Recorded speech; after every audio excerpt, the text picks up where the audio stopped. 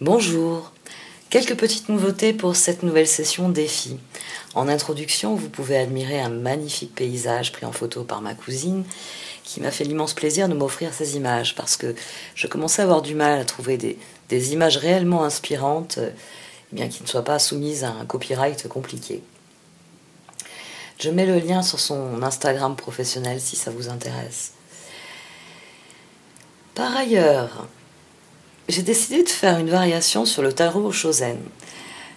Comme vous pouvez le voir d'ores et déjà à la disposition des cartes sous vos yeux, ça fait plus d'un mois que j'avais cette idée en tête et je me suis décidée là, j'ai dit c'est le moment pour essayer cette nouvelle configuration.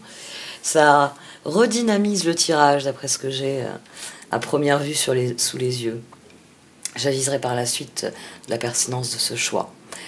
Et je vais commencer donc par développer les cartes centrales, puis vous trouverez la suite de ce tirage dans le lien qui se trouve dans le menu principal comme d'habitude. Allez, on passe au tirage. Voici donc comment le tirage se présente pour vous, amis poissons, en cette mi-août. À la fin du tirage, j'utiliserai le Wisdom of Oracles pour couvrir, comme je le fais dans les tarots Shozen classiques.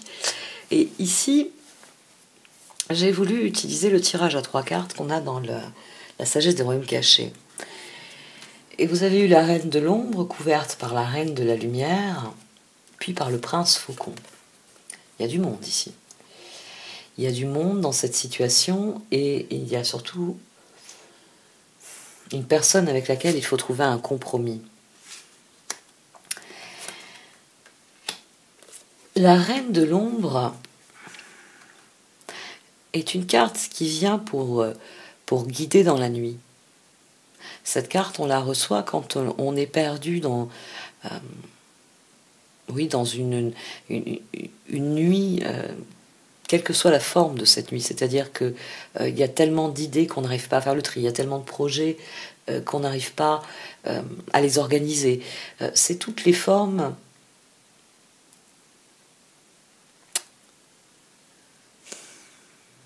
C'est tous les moments où on manque de clarté, d'organisation. Et elle est couverte par la reine de la lumière parce que la reine de l'ombre vous dit qu'elle vous apporte de la lumière pour vous aider justement à organiser tout ça. Pour vous aider à trouver les informations qui vous manquent, pour vous aider à faire la lumière dans ce qui ne fonctionne pas, dans ce qui n'avance pas. Et la carte suivante, on a la reine de la lumière. C'est-à-dire qu'à partir du moment où vous faites le travail... j'ai envie de dire, oui, de nettoyage, de lâcher prise, de guérison. Il peut y avoir beaucoup de choses dans cette carte-ci. Vous renouez avec la lumière, vous renouez avec la clarté, vous renouez avec la vérité. Parce que la reine de la lumière, elle, c'est cet instant où l'on reçoit toutes les informations dont on a besoin, où toutes les pièces du puzzle se mettent en place. Et c'est de ça qu'il est question dans ce tirage. Il y a un puzzle. Il vous faut considérer les faits, considérer les conversations, les échanges, les relations, pour y trouver un équilibre, pour y trouver les réponses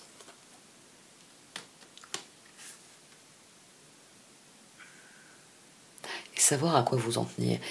Ici, c'est très intéressant qu'elles soient venues ensemble, la reine de l'ombre et la reine de la lumière. C'est pour vous dire que après la nuit viendra le jour. Pour vous dire de persévérer. Pour vous dire qu'il y a un travail d'introspection à faire, mais qu'une fois que vous l'aurez accompli, vous entendrez distinctement votre voix intérieure. Elle vous donnera le chemin à suivre. C'est là qu'intervient le prince faucon. Dans le prince faucon, on comprend les choses, on sait les choses, on est de nouveau à l'écoute de son intuition.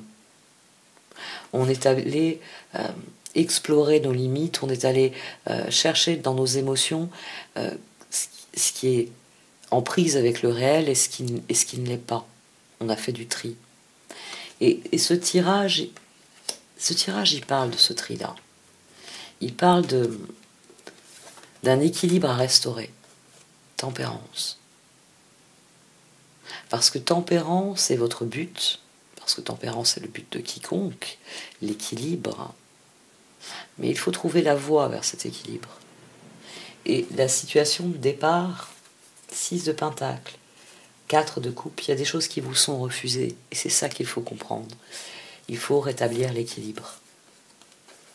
C'est à partir du moment où vous ferez le travail de rétablissement de l'équilibre, qui est ici préfiguré par cette balance entre la reine de l'ombre, très bien. Il va falloir aller au fond des choses.